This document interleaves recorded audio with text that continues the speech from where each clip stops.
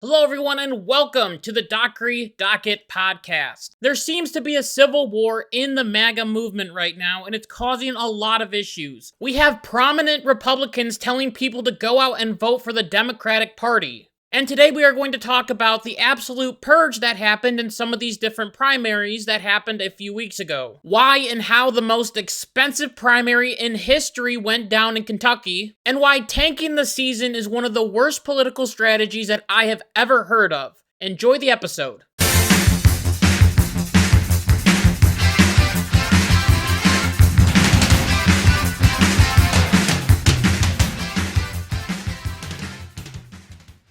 So all that I've ever wanted in the Republican Party was for all of us to just come together and be friends again. And honestly, we have had success so far. We had the recent redistricting wars, which has definitely been in Republicans' favor, which has been absolutely fantastic. And it seemed like we were finally winning. We were finally together. We were finally unified. But then these different primaries happened and people started to split up a little bit, as Donald Trump has started going after different Republicans, which he calls rhinos, which is Republicans in name only. These are the types of guys that will say, oh, well, I support Donald Trump 110%, but then when their feet get to the fire, they decide to back off or say, well, no, I'm not going to vote for Trump's agenda. I'm going to go my own way and vote with the Democrats, and Donald Trump doesn't like these guys. And the reason why a lot of these guys go and they change their political affiliation or start going against Donald Trump is because the leftist media absolutely eats them up. They love a Republican who says, I'm not voting with Trump. They'll have him on their news shows. They'll have him all over the place because they like that. They like that dissent. And sometimes the cameras just get too bright and you think, oh, well, I'm going to go and be with the Democrats because I want that fame. I want that money. These guys, however, got their pink slips to leave. This includes Bill Cassidy, who voted to convict Donald Trump on his second impeachment in 2021 after January 6th. We also have John Cornyn in Texas, who was the sitting senator who was absolutely destroyed by Ken Paxton in their primary. As Cornyn, the incumbent senator, only won 2 counties. That's it, only 2. Trump attacked him because Cornyn was not supportive of Donald Trump when times were tough. Also, Trump was very mad at Cornyn and also other Republicans because they wouldn't break the filibuster to finally pass the Save America Act. Then in Kentucky, longtime Congressman Thomas Massie was kicked out of his seat by Ed Galbraith in the largest spending primary in American history. Now, this one put a bad taste in my mouth because why would the Republican Party spend so much on such a little tiny primary in Kentucky? Especially when all that Donald Trump had to do was say, okay, I'm not supporting Thomas Massie, I'm supporting this other guy, go vote for him. They really didn't need to spend this much money. And all of that money that was used could have gone to other states to help different primaries and probably win more House seats in the next election coming up. And this is why I think this primary battle got a lot of people heated up, because they were wondering why Donald Trump was even going after Thomas Massie. He's a very Republican type of guy. He's more libertarian, but he's very Republican. He's very conservative, and he votes with Donald Trump a lot, so what's going on here? Why is this happening? Well, Donald Trump didn't support Thomas Massie because Thomas Massie didn't support the big, beautiful bill, which was very essential to Donald Trump's second term. Thomas Massie is also very cautious about the spending that is going on in the government, as Thomas Massie has this cool little gadget thing. I'll have a picture up right here, where it shows how much America is actually in debt, and that's a very big thing for him. Also, he's very forward about getting the Epstein files released, which I can respect a lot. I want more of the Epstein files to come out too. But when Massie says things like, I vote with the president 91% of the time, the 9% of the time my party is taking up for pedophiles, bankrupting this country, or starting a new war. I don't vote with them, he continued by saying, they want 100% compliance. That's why they're trying to take me out. Now, saying that your party is supporting pedophiles doesn't make people like you, it makes people want to kick you out. Thomas Massie has also gone into blaming the Jews and Israel on everything crap that has absolutely driven me crazy the past couple of weeks. In this primary, AIPAC spent a lot of money, and apparently this means that Kentucky is now controlled by the Jews. No, it doesn't, because AIPAC is an American PAC. The A in AIPAC stands for America. So it's not a foreign government supporting us, it is American citizens who might be Jewish supporting a certain candidate. And also, every single different primary that I mentioned in this episode all have losers that had AIPAC money. Heck, Ken Paxton received zero money from AIPAC and still smashed John Cornyn, who had AIPAC money. And we also can't forget that one of Thomas Massey's biggest donors just so happens to be Jewish. So he shouldn't be saying all this stuff if he's anti-Israel and anti-AIPAC when he has someone who's also Jewish supporting him. And it makes you wonder, why didn't the Jews protect Thomas Massey? Also, why aren't the Jews using their magic money to get rid of people like Rashida Tlaib or Ilhan Omar? Now, I'm kind of joking there because I know that Jews don't have magic money and can't do everything. They're not all powerful. And yes, I understand that it's bad to have outside money out of politics. I get that. And I also wish that AIPAC wouldn't have spent this much money on this certain primary because I think it's stupid. But we have to remember that AIPAC is not Israel.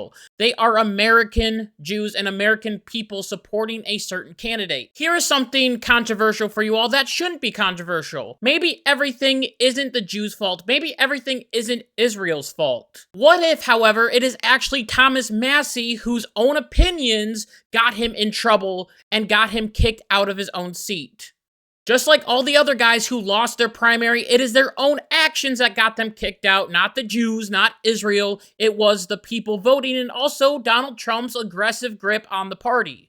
And basically the moral of all these different primaries is don't cross Donald Trump. And that's what honestly annoyed me about this whole election, because the Kentucky election was the only election where people were claiming that the Jews were involved when, as I already talked about, there were other candidates that were running that had AIPAC money as well. And they are going to continue to support Donald Trump and also other Republicans who also support Donald Trump no matter what. But this didn't stop Thomas Massey from saying things like, well, I tried to call Ed Galrain, but it was hard to reach him because he is in Tel Aviv. Thomas Massey did this to himself by going against Donald Trump, and now he has to pay the consequences and sit in the loser's seat. Now, all of this just goes to show that the MAGA movement is not dead. It's actually very alive and actually thriving. Trump-backed candidates have won every single primary. I think Trump is like 34-0 this time around, which is absolutely fantastic for him and the Republican Party. Maybe if we get some of these candidates in, we can actually pass the SAVE Act. I know, however, that there are some people in the MAGA movement who have kind of shifted a little bit and have gone towards a more America First movement, which is supported by Nick Fuentes, who says that we need to teach Republicans a lesson by voting for Democrats so then the Democrats win in the midterms. Now, when I first heard this, I thought it was a little crazy, and I definitely think it is still crazy. But I decided to listen to Nick Fuentes have a debate with Steven Crowder, and it really opened up my eyes to what Nick Fuentes was actually saying. And I thought it was very informative because I didn't grasp his whole concept of what he was trying to do, and he really laid it out. Both of him and Steven laid it out perfectly. I thought for sure that he was a Democratic side-op. He was a person that wanted people to vote Democratic because he was secretly a part of the Democratic Party, but I actually don't think he is. Fuentes is thinking of the future of the Republican Party, which I definitely respect. He wants to have a better candidate for the next presidential election, so he's thinking that if we lose now, we can get a better candidate. This is just like how it works for football or other sports, but I'll use football as an analogy. You have a football team with a very decent quarterback, and he wins you a few games and he is decent, but you want someone new, younger at quarterback, maybe quicker, someone that can take you to the Super Bowl and make you win even more games. So how do NFL teams get new, young, and better quarterbacks? Well, they have to get a higher draft pick to get the best player. The problem with that is to get a higher draft pick, you basically have to lose the entire season and be one of the worst teams in the league and finally get a better quarterback. And this causes a whole cascade of issues. Fans start getting angry, people start leaving the games, you lose a lot of money because you're losing. And overall, your team loses support. And all that I want, personally, is to win. I am happy with the quarterback and leader that we have right now, and I think that we have a lot of people on our bench who can take over for that leader when that time comes. And we have also seen some major victories with this quarterback. We don't need to tear everything down, we don't need to go crazy, because we have so many candidates that can take us to the next level, I believe. I know that there are a lot of people that are mad at the Republican Party right now because they don't believe that they are America first. But if we are being honest with ourselves, this is probably the only American first president that we will ever have in our lifetime. I understand that people are nervous about the war in Iran. I know that people are also nervous about